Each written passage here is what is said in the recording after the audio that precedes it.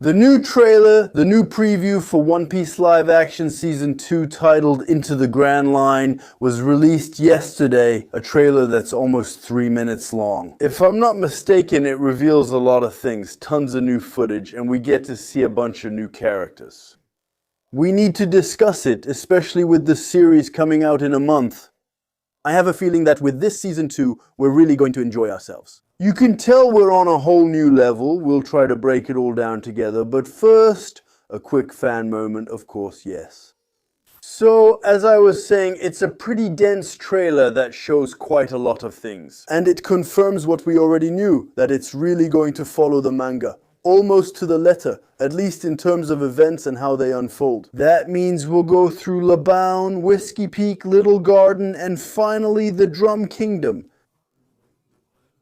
And all of that seems overall to be incredibly faithful, an incredible level of faithfulness for a live-action adaptation of a manga. For a shonen, I mean, have we seen this kind of faithfulness before?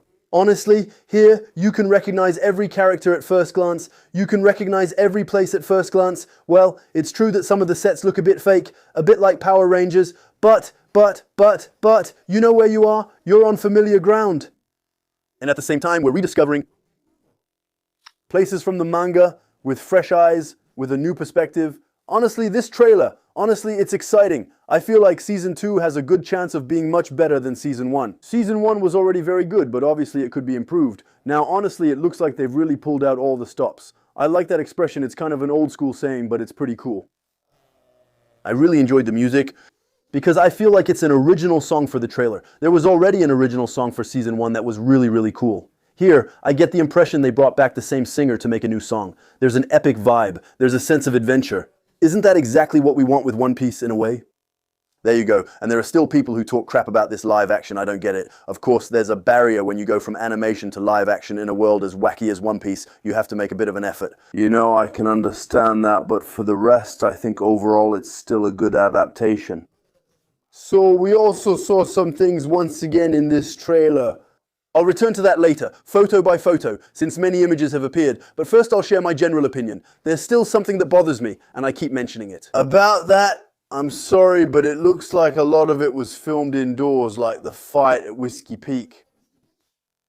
Well, I know it starts in a bar in the manga, but then the fight goes up onto the rooftops and all that, and then onto the giant cacti. Zoro does some crazy stuff, and then later, when Luffy wakes up and tries to hit Zoro, like, what are you doing? Are you crazy? There you go. You can tell it's just going to happen in a bar. It's boring. That's boring. Same thing. We see the scene where Luffy protects Hiriluk's flag. You recognize the scene, but you're like, damn, why is it so dark? Because it's filmed indoors, for sure. No doubt about it. Again, do you feel like the fight against Wapol is going to be a fight that's only indoors? But that's not the vibe of One Piece. In One Piece, sure, sometimes there are indoor scenes, but the interiors are always huge. You see, there's always something grand about it. They're in a castle, but here, it feels like they're just going to fight. In a small, dirty room, Salette isn't a real word, but you know what I mean. It's a shame. I'm like, come on, give us something grand, just a little. And yet, we get to Little Garden. You say, there are dinosaurs, and you're like, oh, they put dinosaurs in, and not even cartoonish dinosaurs. They put real dinosaurs. Ouch, you see, it's a shame. Well, but then I know there are technical constraints, budget issues, whatever you want. It's a shame that there are some really powerful scenes that end up being a bit confined to rooms where you can tell it's a studio. The fights in One Piece are supposed to be aerial, ultra-dynamic, epic. It's a shame to really confine them, so that's the final flaw I have to point out about this adaptation. So once again here, we only got a glimpse. I'm saying this, but at the same time, you can see that the scenes at, I can't remember what it's called, the bound thing. There, mountain, you see Luffy doing huge stretchy jumps, so in a way you say, oh, we're going to show a bit more of Luffy's abilities, because here Luffy, in Season 1, he didn't use his elasticity that much. Here you can feel that there are moments where he's going to make big jumps, he's going to bounce around, he's going to do things. So that's kind of cool, but still, you know, give us some big open spaces. Because if the next season is Alabasta, and 3/4 of it takes place under tents or in castle rooms, that wouldn't be Alabasta. Maybe it'll be easier after that, because it's a desert. But you see, Alabasta is all about wide open spaces. And One Piece in general is about wide open spaces. It's about a change of scenery, so do that, you know. By the way, to get back to the comics accurate, or rather manga accurate side, you can really recognize the moments they've tried to recreate. Luffy climbs the mountain with his bare hands, carrying sick Nami on his back.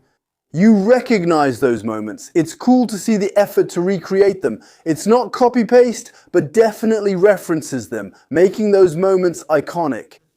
For the moments that are meant for the fans, they show them in the trailer. But still, they've kept a huge secret, Crocodile's face. His silhouette appears on the official poster, but his appearance is still unknown. I hope he's going to look cool, but I have a feeling he's going to look uncool, Mickey-chun, because they're going to make the costume too accurate. You see, I feel like we're going to be somewhere in between. The actor they picked is very charismatic and really resembles Crocodile, so I'm excited to see how he looks in real life. It's probably going to be awesome. Anyway, they also dropped a bunch of images, some from the trailer and some straight from the series.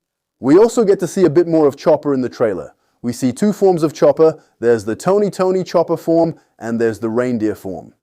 So, you think the other forms will likely be there too? That sounds cool. Now, I'm really looking forward to seeing how they'll handle Chopper. We also have a few more images of Nico Robin. Pareil. Same here. Physically, it's Nico Robin, and I'm curious how it'll turn out. We've already seen a bit of her powers too. Making that look cool as a power isn't easy, even with special effects. Hands coming from everywhere just isn't easy to make look cool. But I have to admit that it actually looks pretty good from the little we've seen it works. We also get a glimpse of Smoker's powers, and it's the same thing. For me, that was kind of the easy thing. The smoke, and honestly, it looks cool. You can see him doing his double smoke fists. That looks good too, very clean. Then we discover Wapol, the big unknown. Remember when they announced that character would be there? Well, they revealed his design in a way that wasn't really direct. They didn't show his design head on. There was kind of a weird color in the first teaser they showed of that character, but now we see him in broad daylight. The guy looks cool. I was afraid he would look a bit too ridiculous, a bit too cartoonish, but no, he looks badass. There you go, Wapol badass. That wasn't on my 2026 bingo card to use those damn Twitter expressions. He looks cool, that's all.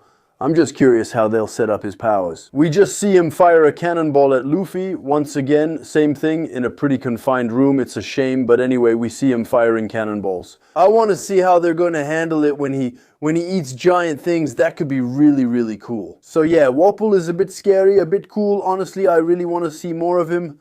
Yeah, Mr. 3, obviously, who's had quite a bit of teasing on social media lately. Well, there you go. The guy looks like he just stepped out of the manga pages. What do you want me to say? You can't not be happy to see Mr. 3 like that. How else could you do it? So yeah, it's a bit too much, a bit cartoony, a bit kitschy, but hey, that's how the character is. I can't believe we'll see Bon Clay. We're not ready. Bon Clay, we're not ready. I'm sure there are people who are going to complain, but he's going to be fabulous, that's for sure. It's going to be Bon Clay. I want to see Bon Clay. It's going to be incredible. I hope we still see him. Usually he appears at this point, so I hope we'll see Bon Clay. Yes, definitely. We also have a first look at Kathy Sagal as Dr. Kureha. And honestly, I have to say, it's really her. She looks less like a witch than in the manga, but honestly, it's super comics accurate. It works really well, that's it. So you can really feel that they've raised the bar in this season 2. It really looks like it's going to be very, very cool. There's also a moment I loved. It's when Luffy sees Chopper and says, "What are you?" You can really see the wonder on Hideki Goto's face. He kind of pulls this face. Oh, incredible and all, that's it. I really felt the Luffy energy there. I think we're on the right track. Then, there's a moment that really intrigues me. It's when we see Sanji crying and being comforted by Nami. Honestly, I don't get the reference. Which moment from the manga is that? Honestly, I don't get the reference. I'm not saying this to complain. Just to be clear, there are scenes where the characters open up a bit. I'm all for it, just to be clear, but I'm thinking, hey, I don't get the reference. Maybe it's just me with a terrible memory. That's very possible. It's 50-50, but this scene really intrigues me. Honestly, I don't remember seeing Sanji cry in the Drum Kingdom, but maybe he did. It's possible, yeah. We also see Dory and Brogy doing their mega attack to take down a giant sea monster, which made it look a bit scary and realistic. So honestly, same thing. You see the scene and you're like, damn, it's exactly like in the manga. Well, I'm not saying that doing it exactly like in the manga is the ultimate, the perfect solution. Careful. When it's done well and there's a reason for it, yes, do it. But not everything has to be exactly like in the manga all the time. It's not necessarily the #1 criterion for saying whether an adaptation is good or not, obviously, but it's clear that here we're dealing with an adaptation made by people who've read the manga. So can we say the same about Dragon Ball Evolution? No? Can we say the same for Knights of the Zodiac?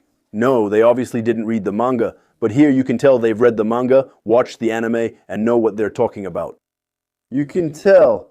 Well, once again, it's just a 2 to 3 minute trailer. We'll see when it comes out, obviously, but for me, I'm already excited. That's it. I was a bit skeptical until now, but this time, damn, seriously, damn.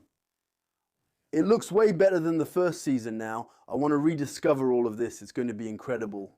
I don't know how they're going to do the rest of Alabasta, because the actors will all be 125 years old. But still, I want to see it. It might be cool. So I really hope they'll pull it off, that we'll be surprised, that we'll be, how should I say? I really want to say shaken sounds a bit negative, but that we'll be really thrilled, swept away like at the beginning of One Piece. That we get that shonen spirit back a bit in TV series, something we don't have anymore, something we've lost in recent years. We should talk about it again, but it's coming back. You know, that feeling of, how do they say it? The Americans? Hardcore, that vibe, like, damn, yeah, we can do it. You know, it's cool, it's positive, it's awesome, that's it. I loved Iluluk's pitch in the trailer too. A pirate's a guy who's free and all, who never gives up. Then you see the thread going up, the thing, but yeah, that's it actually, that's it, yeah, that's it. So, I'm ecstatic. There you go. I'll give you a word. I'm honestly looking forward to it coming out, and of course I'll do a review for each episode because the passion never ends. But incredible. I'm honestly looking forward to it. I'm hyped for something. In 2026 it's going to be a good year, I hope. Thanks in advance. See you soon on Spatual Bros for new videos.